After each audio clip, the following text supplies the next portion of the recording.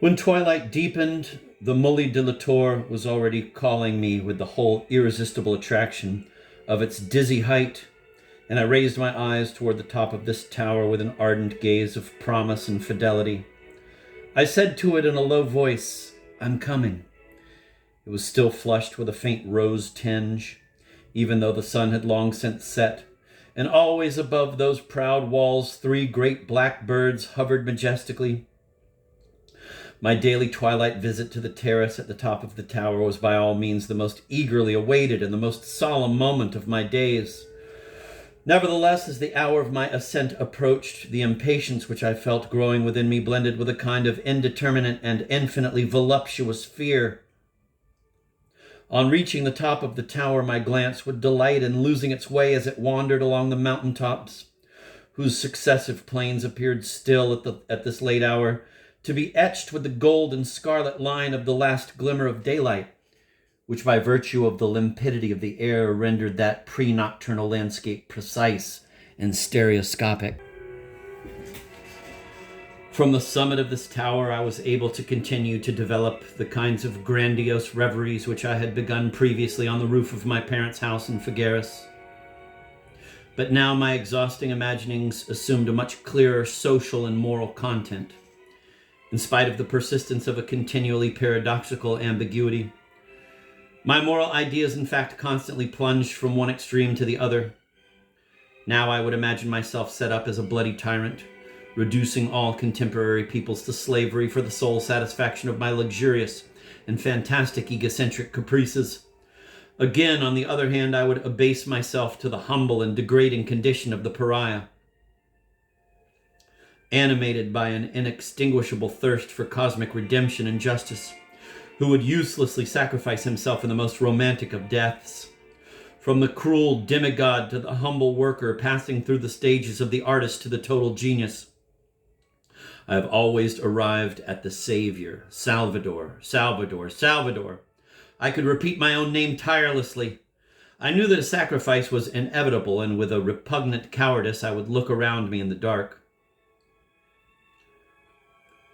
For of only one thing was I absolutely sure. I was not going to be the one sacrificed.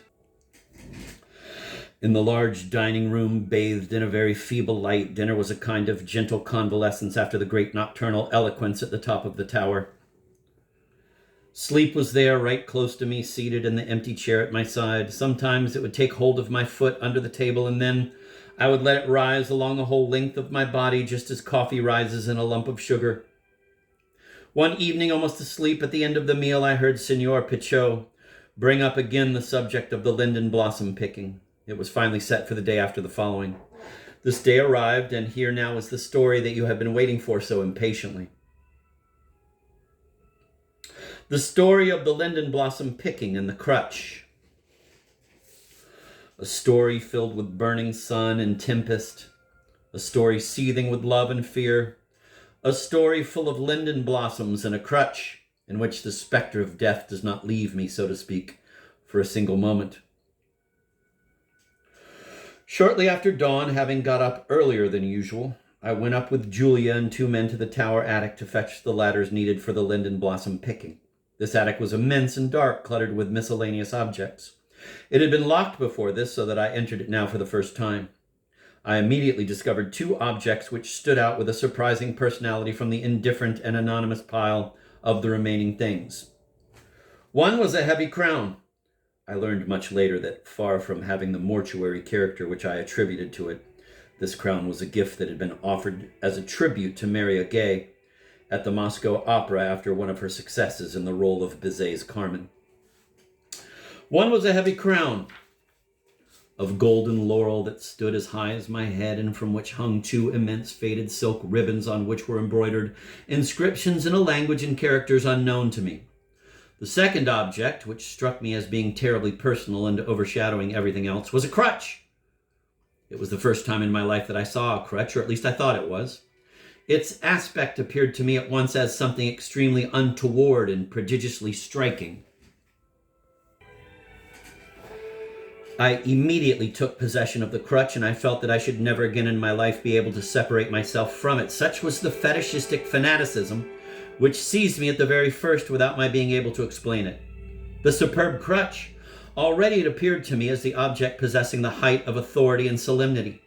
It immediately replaced the old mattress beater with leather fringes which I had adopted a long time ago as a scepter, and which I had lost one day on dropping it behind a wall out of my reach.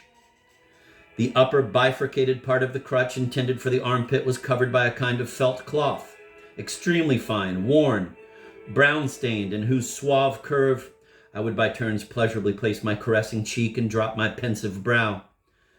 Then I victoriously descended into the garden, hobbling solemnly with my crutch in one hand. This object communicated to me an assurance, an arrogance even, which I had never been capable of until then.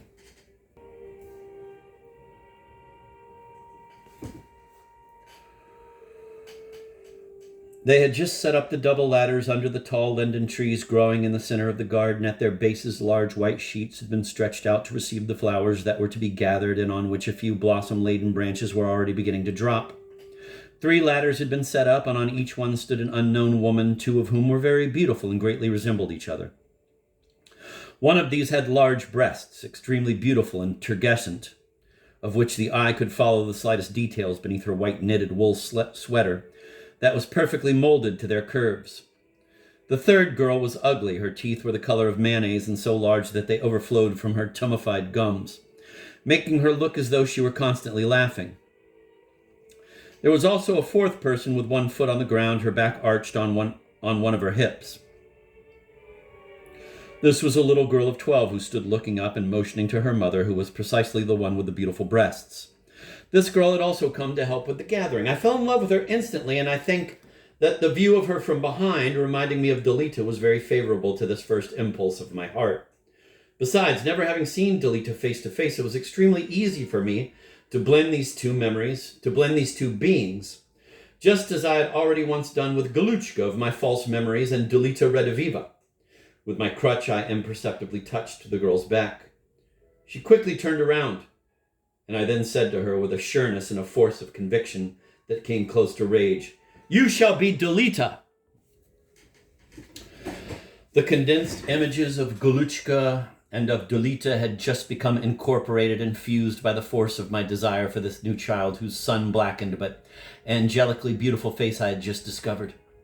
This face instantly took the place of Dalita's, which I had never seen, so that the 3 images of my delirium mingled in the indestructible amalgam of a single and unique love being. My passion charged the enhanced reality of the reincarnated image of my love with a new potential, more irresistible than ever, and my libidinous anxiety, stored up in the course of several years of solitary and anxious waiting, now became crystallized into a kind of precious stone, transparent, homogeneous, and hard, cut into a tetrahedron, and in whose facets I saw the virginal splendor of my 3 unassuaged loves sparkling beneath the sun of the most radiant day of the year. Besides, was I quite sure that she was not Dalita herself in reality? I tried to find in this country girl's calcinated face the vestiges of Galuchka's former pallor, whose face seemed to begin to resemble hers from minute to minute. I struck a violent blow with my crutch on the ground and repeated to her in a hoarse voice, choking with emotion at the very start, "You shall be Dalita." She drew back, startled by the uncouthness of my emotional state, and did not answer. The exteriorization of my first urge toward her must indeed have betrayed such tyrannical intentions that I understood it would be difficult for me now to regain the child's confidence. I drew 1 step nearer to her, but she, dominated by an almost animal-like fear, climbed as if for protection up 2 rungs of the ladder on which her mother was perched, and did this with such lightness and agility that I did not have time gently to touch her head with the tip of my crutch as I had intended to do, to calm her fear and to prove to her the gentleness of my sentiments. But my beautiful Dalita was quite right in being afraid of me. She would realize it only too well later, for all this had but just begun. I myself at that age already felt the clutch of a vague presentiment of the danger that was involved in the more and more pronounced features of my impulsive character. How many times, walking peaceably in the country, lulled by the nostalgic weaving back and forth of my reveries, had I suddenly felt the irresistible desire to jump from the top of a wall or a rock whose height was too great for me. But knowing that nothing could prevent this impulse, I would shut my eyes and throw myself into the void. A farmer who witnessed one of these voluntary falls reported the event to Senor Pichot, but no one would believe that I was able to jump thus without being killed. I became indeed extremely accomplished in high jumping. Later on, in the gymnastics class of Figueres, I was to win the championship in high and broad jumping almost without effort. Still today, I am a rather remarkable jumper.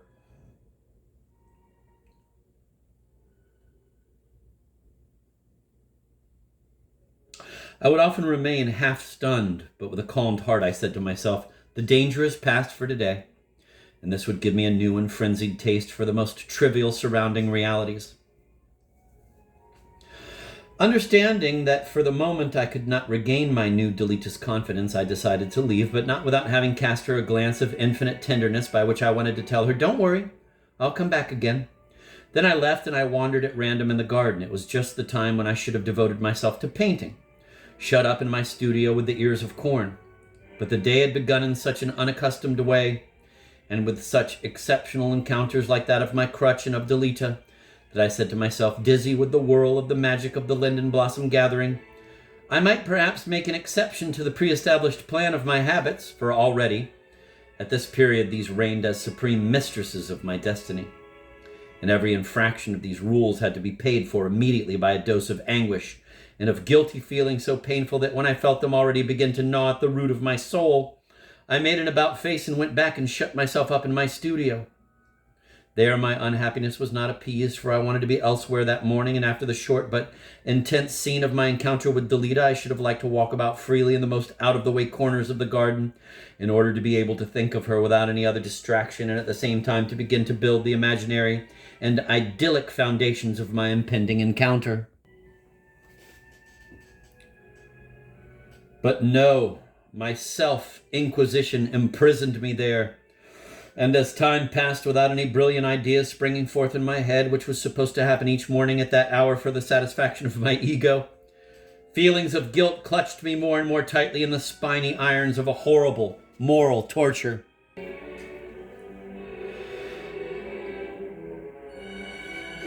I was assailed without respite by seductive representations of my Dalita, but at the same time an invisible rancor against her rumbled in the blue cloudless sky, with dull reverberations of a storm. Again and for the second time, Dalita, with a single moment of her presence, had come to trouble, annihilate and ruin the architecture of the narcissistic temple of my divine solitude, which I had been engaged in rebuilding with so much rigor and cerebral intensity since my arrival at the Mully de la Tour.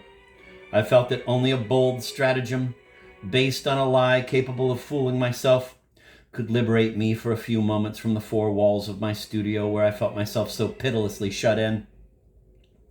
I therefore convinced myself that it was urgent for me to begin today and no later my long projected drawings from life of animals in movement. There was no better way to start than to go and fetch my little mouse, which would make an ideal model. With it I could undertake to do a large picture in the style of the one with the cherries.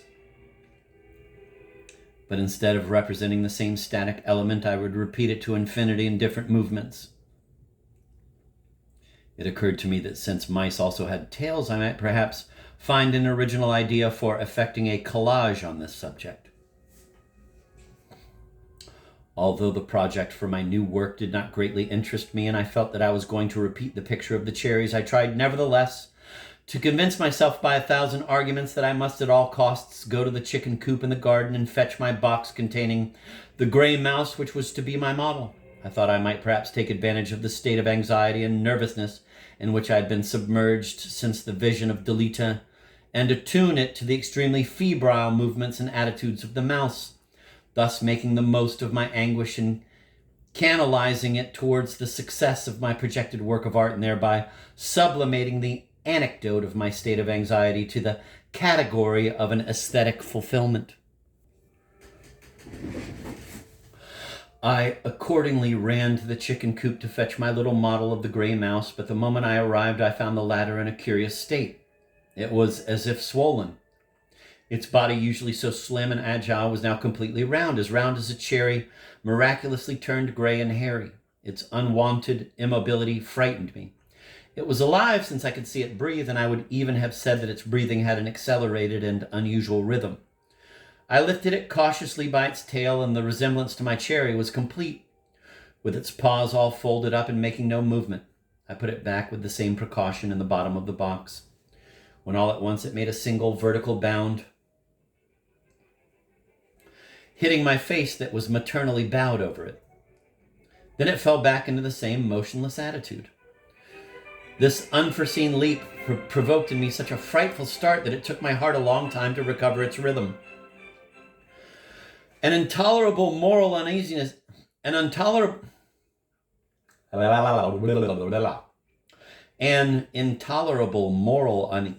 made me cover my mouse's box with the top, leaving a little space for it to breathe. I had not yet had time to recover from these painful impressions when I made a new discovery, which is one of the most fearful of its kind that people my memories. The large hedgehog, which I had been unable to find for more than a week, and which I thought had miraculously escaped, suddenly appeared to me in a corner of the chicken coop, behind a pile of bricks and nettles. It was dead. Full of repulsion, I drew near it. The thick skin of its bristle-covered back was stirring with the ceaseless to and fro movement of a frenzied mass of wriggling worms. Near the head, this crawling was so intense that one would have said that a veritable inner volcano of putrefaction was at any moment about to burst through the skin, torn by the horror of death and an imminent eruption of final ignominy. A slight trembling, accompanied by an extreme feebleness, seized my legs, and delicate cold shudders rising vertically along my back spread fan-wise in the back of my neck, from which they fell back, branching outward through my whole body like a veritable burst of fireworks at a feast of the apotheosis of my terror. Involuntarily, I drew still closer to this foul ball, which continued to attract me with a revolting fascination. I had to get a really good look at it. But a staggering whiff of stench made me draw back. I ran from the chicken coop as fast as my legs would carry me. Coming close to the linden blossoms, I took a deep breath of the fragrance, with the idea of purifying my lungs. But presently I retraced my steps to continue the attentive observation of my putrefied hedgehog. During the time that I remained near it, I completely stopped breathing, and when I could no longer hold my breath, I dashed off again toward the linden blossom pickers, who by this time had accumulated great piles humming with bees. I took advantage of these breathing spells to pour out the dark water of my glance into the sunny well of Dalita's celestial eyes. Once more I rushed back to my horror-bristling ball and again came back to breathe the perfumed air that surrounded my Dalita.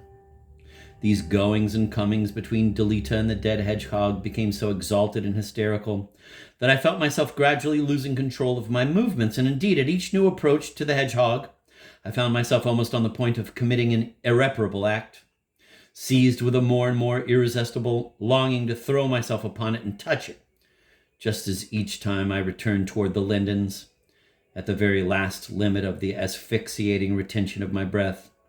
It seemed as though it would be impossible for me to repress the decisive gesture of embracing Dalita with all my might, to tear the salivary savor of her soul and of her rustic and timid angel's face from her mouth half opened like a wound. I have to reread that. I fucked it up at the end.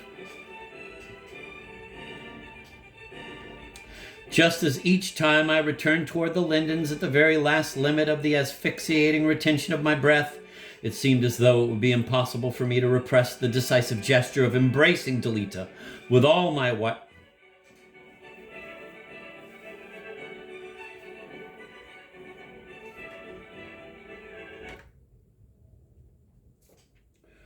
Just as each time I returned toward the lindens at the very last limit of the asphyxiating retention of my breath. Just as each time I returned toward the lindens at the very last limit of the asphyxiating retention of my breath, it seemed as though it would be impossible for me to repress the decisive gesture of embracing Dalita with all my might, to tear the salivary savor of her soul and of her rustic and timid angel's face from her mouth half opened like a wound.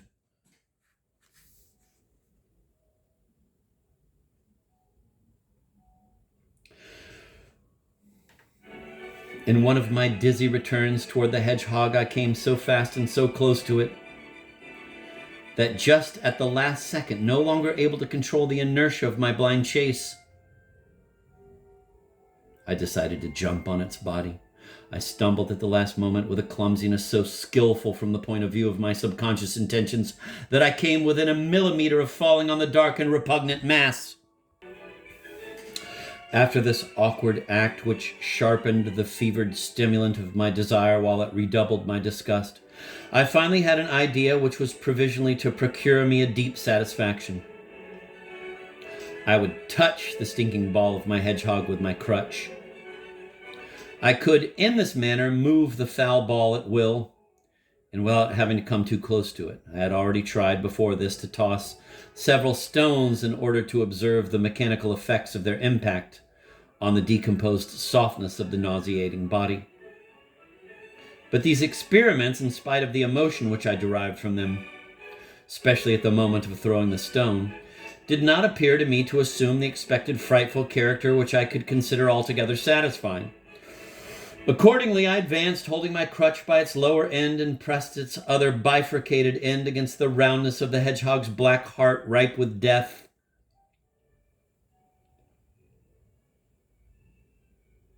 My crutch's bifurcation adapted itself so well to the stiffened and pasty ball that one would have thought they were made for each other, so much so that it was impossible to tell whether it was the crutch that held the hedgehog or the hedgehog that held the crutch. I'm going to say that last sentence again.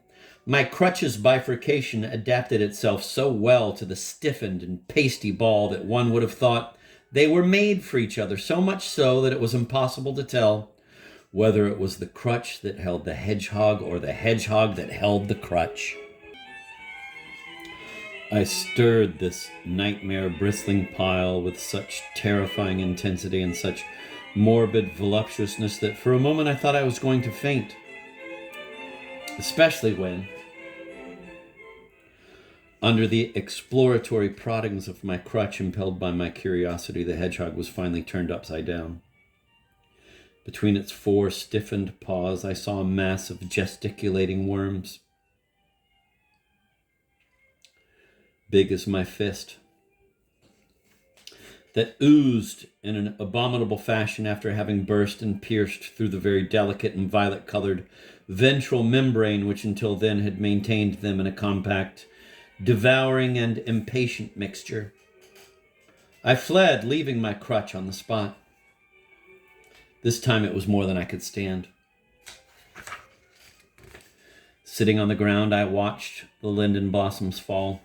I realized that because of the momentary waywardness of my desire, I had just doomed my crutch, and I could no longer be attended by the security which it afforded me.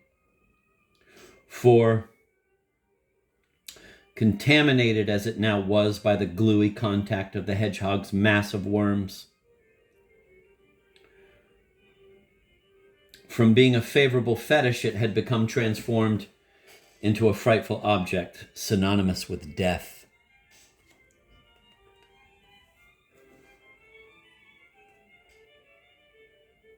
But I could not resign myself to the idea of getting along wholly and forever without my crutch, toward which my fetishistic sentiments had only grown and become consolidated in the course of the morning. I finally found a fairly satisfying solution which would allow me to resume possession of my crutch after performing some preliminary ceremonies. I would go back and, without looking at the hedgehog this time, rescue my crutch. I would go and dip its soiled end in the clear water of the mill stream, at the point where the current was strongest and formed little whirls of white foam. After a prolonged immersion, I would let my crutch dry, and finally, after laying it horizontally on the great pile of linden blossoms warmed with sunshine, I would take my crutch up to the top of the tower at twilight. So that night, and dawn with the heavy dew of my repentance would effect its complete purification. I proceeded to carry out this plan, and already my crutch was resting buried under the blossoms, while in my calm spirit I could feel the black ball of death still stirring. After an unmemorable lunch came the afternoon. Now my listless glance followed the various incidents of the blossom gathering. Dalita, on the other hand, was looking continually at me, just like Galuchka. Her fixed eyes did not leave me a single moment, and I was so sure that she would now obey me in all that my will was prepared to command her, that I could savor with delight that voluptuousness which is the whole luxury of love, and which consists in being able nonchalantly to direct your attention and your glance elsewhere while feeling the passionate proximity of the unique being, thanks to whom each minute becomes a bit of paradise, but whom your perversity commands you to ignore, while keeping him in leash like a dog, and before whom, nevertheless, you would be ready to grovel with the cowardice and the fawning of a real dog the moment you found yourself in danger of losing that loved being whom you pretended up to that point to treat with the inattentive dandyism characteristic of morbid sentimentalism. I have to repeat that. This deep artist's knowledge of the slavery of love, slave to love.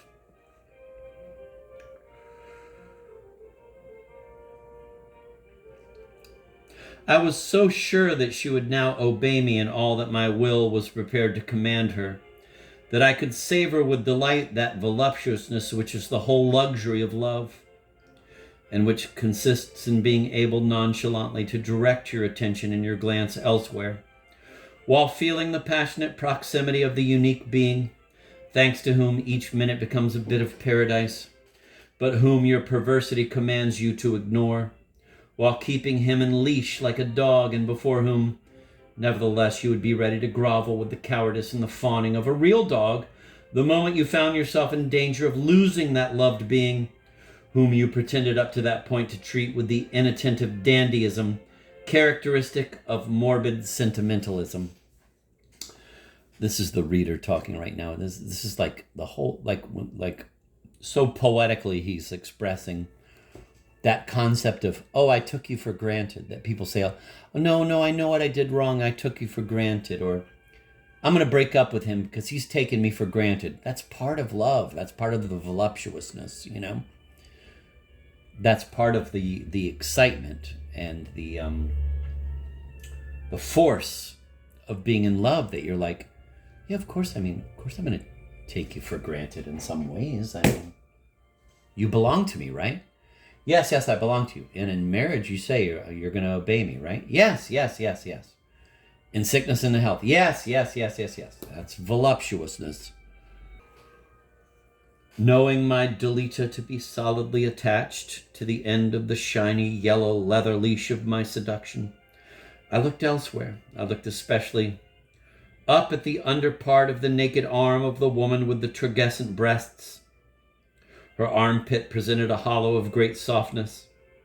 The untanned skin of this part of her body was in extreme paleness,